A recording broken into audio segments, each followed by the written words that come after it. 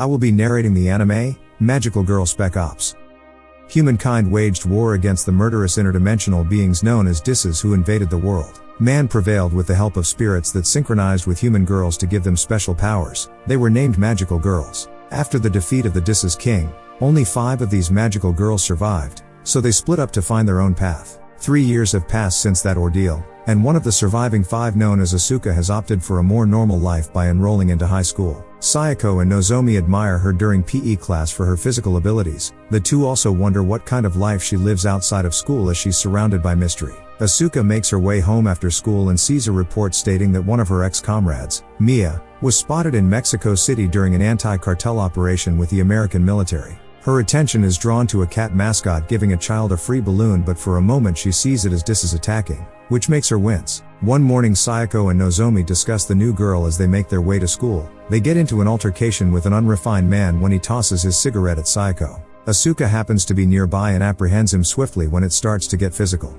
She leaves the scene before the girls can thank her for the help, but later the girls approach her at lunchtime to express their gratitude. The two friends introduce themselves before joining her. Sayako notices that Asuka likes to read, but she explains it's more to keep her from remembering bad things. Nozomi changes the topic as she tries to recruit her into the track team while Sayako tries to enroll her in the literature club. After school, she's surprised to see Izuka waiting. Her new friends worriedly watch as Asuka goes to a coffee shop with the man. There, Izuka gets straight to the point, alerting her that a small unit called M Squad have been created under the JSDF to specialize in magical combat, and he'll be running it. He alerts her that the other 4 will eventually re-merge as he tries to persuade her to come back to the battlefield by joining, but she's adamant about not fighting anymore. She's already done enough for a lifetime. She has a flashback of the Disses kidnapping and killing her parents. Izuka doesn't pressure her as they finish their hot drinks. The following day, Sayako and Nozomi are relieved to hear that Izuka is her father, which is part of the cover. The girls then initiate her into both the track and literature clubs, which she enjoys. Being in their presence makes her feel at ease. But she feels a little guilty because she could help prevent some of the tragedies that happen on a daily basis if she was on the field. One weekend Asuka sees Sayako in town but hides. Meanwhile, the police are transporting a high-profile prisoner named Kanth through town when they are ambushed by his associates. After dispatching the transport unit, they release their boss, who starts causing mayhem in the town center. As the civilians frantically try to escape, Sayako is knocked over during the Great Rush. Asuka hears the commotion and rushes to the scene after transforming. She makes it in time to block the clip of bullets that Kanth was about to unload into her friend.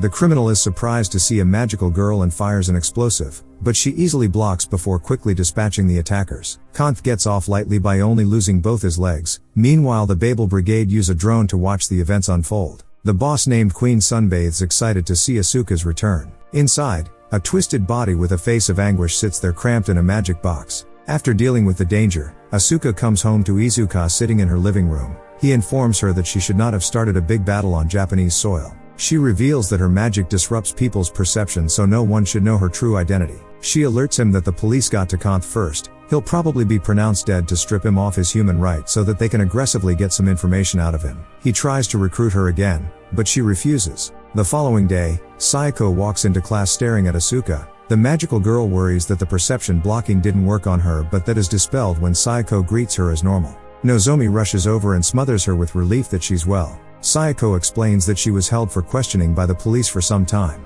Nozomi offers to talk to her dad, who's a police officer, but Sayako politely rejects. Meanwhile, at the SCIF, Nozomi's dad washes his hands of blood after interrogating Kanth for answers about this new organization that's backing him. The police agent is taking it a bit more personally because his daughter's best friend was almost a victim. It is revealed that Nozomi doesn't know his real job. Back at the school, the girls sit together to have some lunch while Sayako talks more about the details of what happened. After class, they make their way home, but the sound of a police siren triggers Sayako as visions of the incident flash in her mind. While they try to calm her down, Asuka excuses herself when she receives a call from Izuka informing her that there has been an attack involving a Halloween-class Disses magic biological weapon. He explains that there were some leftovers from the war, and they are being traded on the black market. He further alerts her that her comrade, Kurumi, is heading to the location to take care of the danger. Asuka begins to rush over because she's a support-type magical girl, so she needs someone to shield her. Meanwhile, Kurumi confronts the killer bear just as it attacks a little child. She injects it with a giant syringe. The bear starts to deform but still attacks. She tries to block but is overwhelmed and sent flying like a rag doll. Asuka makes it in time to block the killing blow. With the help of the spirit Saku,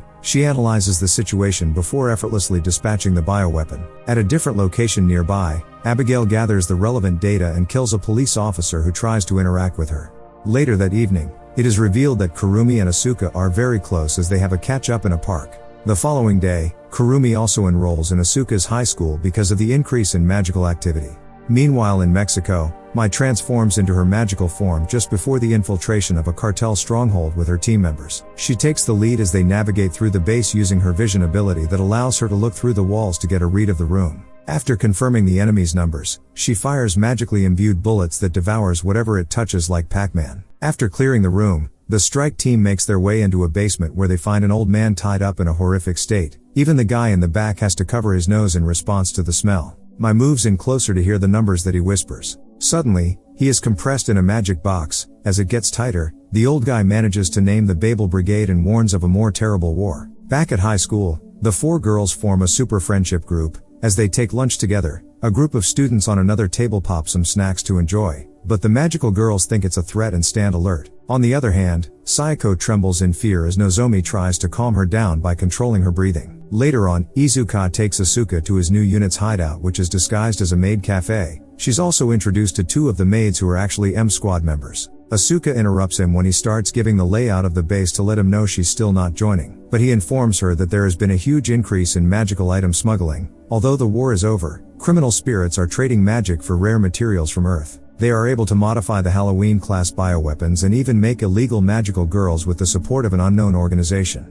This new war needs Asuka's power. In the interim, Nozomi's dad has managed to crack Kanth, who also references the Babel Brigade and a more terrible war, but he reveals that the magical girls are their target. With this new information, they have to change their assumption about the enemy. At a later date, the girls decide to go swimming, where Sayako uses a dive from the highest platform as a symbol in overcoming her PTSD. Afterwards, the girls decide to watch a movie before splitting to go home. Nozomi is cornered when alone by the Russian twins Storosh and Paver. They reveal that her dad actually works for the Foreign Affairs Police before kidnapping her. Shortly after, her dad receives the news of his daughter's kidnapping. He looks at her picture in anguish as his partner alerts him that the kidnappers have not voiced any demands, they simply want revenge. Her dad decides to carry on interrogating Kanth so that he can give them a location of where they're likely hiding her. He's later asked to sacrifice his daughter by his superiors in order to get more funding to defeat the Babel Brigade. This makes him boil with anger. Meanwhile, Abigail plays some mind games with her captive by grilling some meat and chopping them with scissors to insinuate what they might do to her. Word has also reached the M Squad and Asuka of Nozomi's abduction as well as her location. Asuka and Kurumi decide to go in for the rescue with Squad M providing backup later, but Asuka refuses the reinforcements. Things are getting serious for Nozomi as Abigail holds the camera while the twin mercenaries torment her. During that interval, the magic girls infiltrate the hostage house. They take down one of the guards and use a truth serum to gain more information on the situation. The two enter the room to find Nozomi tied up and looking soulless from this ordeal.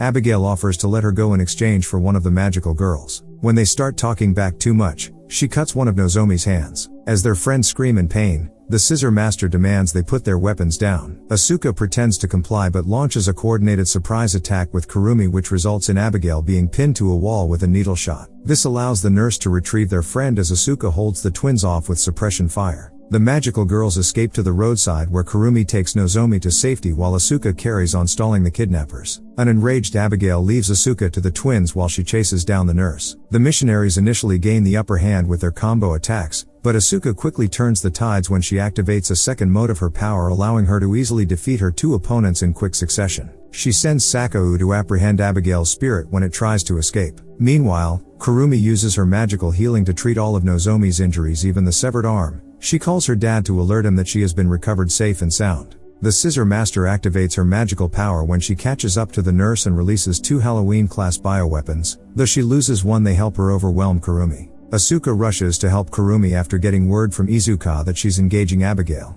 Luckily for the nurse, the M Squad intervene using special bullets that prove effective against the bioweapon as they destroy it. However, they don't work against Abigail. Asuka also arrives and takes a few of the Scissor Master's fingers. Before they can further engage, the Queen appears and puts a barrier around them. She also stops a bullet with one finger before retreating with Abigail. Asuka recognizes the Queen but can't recall where she knows her from. Later that night, the magical girls pay their friend a visit, but she suffers from severe PTSD. With the help of Kurumi, they erase her memory of the traumatic event. but she will also lose all memories from the past week as the only side effect. Asuka finally decides to join M Squad after realizing the severity of the situation. Meanwhile, at one of the CIA's HQ, Mia receives word that their next mission is in Japan and 4 out of the Magical 5 have returned to the battlefield, so she might get to see some of her old buddies from her past. Back in the land of the rising sun, Asuka helps a foreign lady find the way to her hotel and she receives a hug as a show of gratitude. Later the group of girls meet up to study when a fully recovered Nozomi suggests they go to the upcoming Tanabata festival together, to which they all agree. In the interim,